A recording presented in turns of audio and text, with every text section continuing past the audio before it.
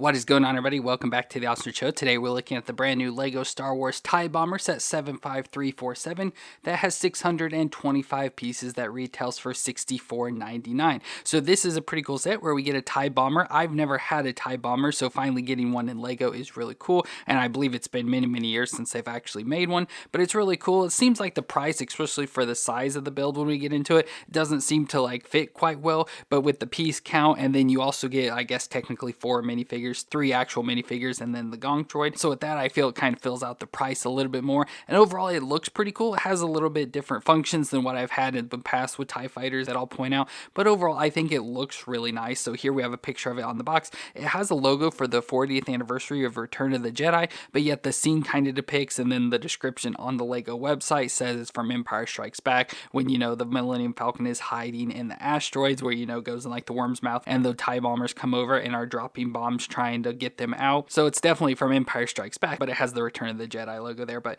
either way, it doesn't really matter. And around on the back of the box, we have the look at the ship, so what it's going to be like with some functions and stuff, our minifigures and everything there. So a lot of stuff going on with the ship that make it pretty cool. And like I said, I really like the minifigures that it comes with. So overall, a pretty cool set, I must say. Well, let's look at the actual set, starting with the minifigs. So here's our 4 minifigures. So let's go and start off with Darth Vader, which looks like the normal Darth Vader we've been getting more recently, so it looks pretty standard for him. Has his all black helmet and the mouth breathing apparatus, and then you can see the eyes in there, which are all blacked out, which looks good. And we can go and take the helmet on, and I like how they now have this plate here that kind of stays on the bottom there. So a nice piece that attaches under the head. And then we have the face there of Darth Vader, so the old Anakin skin where it's all white and then has the wrinkle and all sorts of scars and stuff, and the big scars there on the back of his head. So I really like that Darth Vader design, especially with the separate piece that stays on the figure. He has the all black cape, so it's nice soft fabric cape, and then we have the Darth Vader body pretty much printed like normal, you know, has all the same printing for Darth Vader that kind of fits along with him for his chest plate and everything,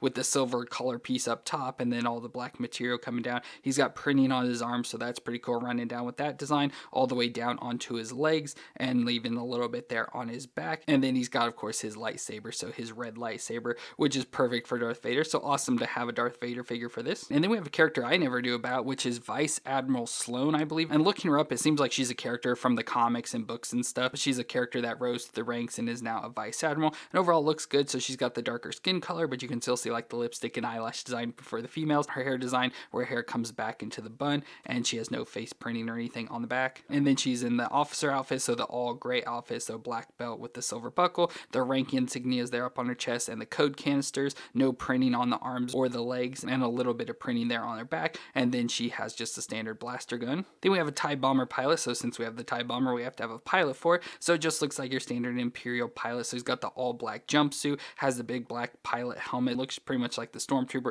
just in all black, has the Imperial logos up there, and I like the black with the silver details and stuff for him, and around to the back. And I hate that for the pilots, they like have so much of their head showing back there, like it's just so weird. And then comes just with a standard face there, like an evil face. Of course, he's for the Empire, so he's got to be evil. And then the all black jumpsuit, like I said, the pilot suit with the breathing apparatus coming down onto his chest, black belt on with some silver buckles and stuff, and then a little bit of printing going down on the legs too for that jumpsuit, and a little bit of printing there on the back as well. And then he comes with the same sort of little blaster. And finally, we have the GONK Droid, which is more of a buildable figure, but I still consider it a minifigure. But just the GONK Droid, so like the power droids, you know, can power up stuff. But it looks less like a walking trash can with the little feet. Has the little head design here with what could be like its eyes and stuff. And I like how it has the piece on here with the Imperial logo, so we have the Imperial logo on there, and then just some Orabesh there written on the back. So it looks pretty cool overall. Like I said, not the best looking thing, it's just a little box design, but it's supposed to be the GONK Droid, and I think it carries out that look. So there we have our 4 minifigures. So let's look at the actual TIE Bomber. So here we have our TIE Bomber, which, like I said, overall I do really like this design. It seems a little bit different than what we've normally dealt with bombers and everything,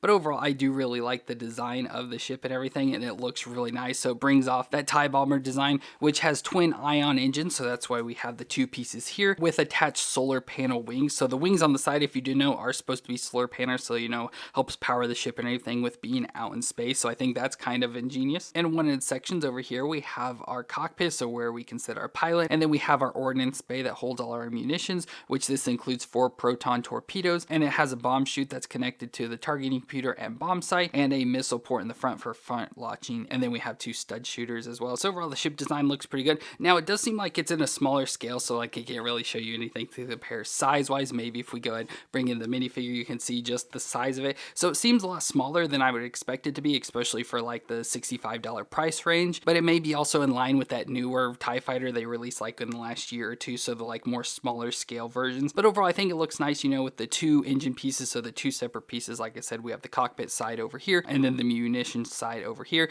the two wings on the side that just attach in the piece, and I love all the building and stuff, so it makes it look all nice and blended in together. But we can see the wings on the side, so overall they look pretty good, you know, pretty much standard with just all gray and black, so nothing too fancy, but I like all the details, you know, with the Lego work and stuff built into it. And then of course the wings do have some functions where they can move, but they're supposed to be at angles like this to make it a more sleeker design so it can fly through space, more aerodynamic. But let's just go and get an all-around shot so we can see the back of the ship as well, where you can see the engines there, and then of course we have the little piece sticking down, which I read the stuff there because I wasn't sure what exactly this is, if this is a part of the bomb chute, you know, the bombs are supposed to, you know, fall out through there, or if it's part of like the targeting computer or the bomb sight type thing so I can see down. Not exactly sure what that's meant to do and what it is, but I like that it has this little design hanging down. I think it looks neat. And then we have a top view of the ship. So here's our proton torpedoes with the pin missiles that you can just push on and they sort of flick out. But let's go ahead and spin around here and look at the cockpit. So we have our front little panel piece that we have with like all TIE fighters and everything.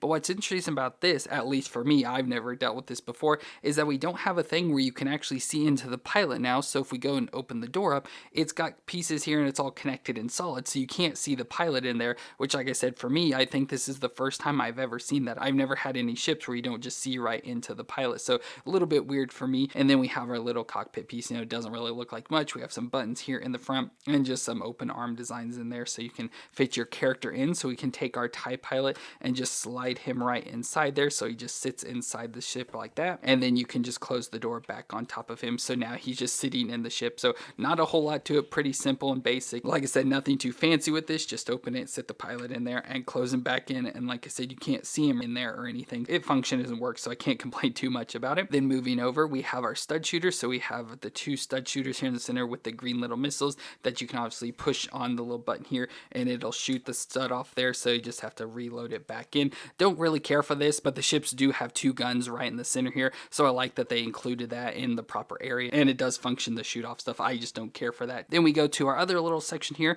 which like I said holds all our munitions. So as I mentioned, we have the missiles in there, our proton torpedoes, so we can fire those off. They just drop out of the bottom. You can see the yellow pieces there. And then we have the front section as well that, as I mentioned, has a missile port, so they can shoot out forward proton torpedoes or whatever munitions they are carrying. They can also shoot out of the front. But then we have our forward proton torpedoes that we can push off. Now I thought there'd be some like a big button or something up here you'd push and it would maybe drop all four, but you just have to go through and push each one, and you have to kind of push, and as you see my finger goes all the way down in and it finally falls out there. So there's our proton torpedo that fell out. So kind of annoying that you have to do that, and like I said, kind of how far you have to push it before it actually flicks out and falls down. But I'll go ahead and push out one more and you can see it sort of fall out of the bottom of the ship there. So that's obviously the whole function of the ship, is to shoot off these torpedoes, and to reload it you just have to turn it upside down and load them back into the slots. So there's the missiles all back in there. So that's really it for this ship. It is just a Star Wars ship, and usually I find ships kind of boring because, you know, they don't really do a whole lot. Just like, look at this ship, we don't have a lot of play functions or anything. Like I said, all we really do is have the cockpit that can open, we can put our guy in, then we have the missiles that can drop out along with the stud shooters in the front there. So really all there is for the ship. But I overall wanted this because, like I said, I've never had one and I like the TIE designs and stuff, so I definitely wanted to buy this. So this was a must-have Lego set for me. And also with this we do get a little cart holding the missiles, so we do have two extra missiles here. So we have this little cart that can, you know, come sliding in to load the missiles, and we have a little section in the front that we can put someone in, so we can bring like Sloane in and put her in the front, so like she's driving the little cart in to load the missiles up. So just a fun little additional thing here as well, that's also included with it. So nice little cart design with the little like lights in the front, of course the handle we can put into their hands, room for the character to stand, and then little sections here in the back for the missiles just to sit in. And I like how it's designed, like they're not perfect, but they have like slope designs and stuff to it, so each missile has its own little section. So overall works out pretty well. So there we can have that driving in to load in. Of course we have Darth Vader, who could pilot the ship as well if you wanted, but he has the TIE Advance and this is a TIE Bomber, so he doesn't really drive the ship, but you can always just stick any character you want in there. But there we can have all of our characters ready that come with this TIE Bomber set that overall I think is pretty cool. Like I said, it's hard to tell if it's worth the money, but I feel with the overall build, how nice it looks and everything, and the 4 characters we get with it, I feel overall it fits out that price pretty well. So I personally can't complain too much about it. But let me know what you thought of this ship down in the comments, and if you enjoyed my review, let me know with a thumbs up. But thank you all for watching. I hope you all stay awesome out there, and I'll see you in our next review.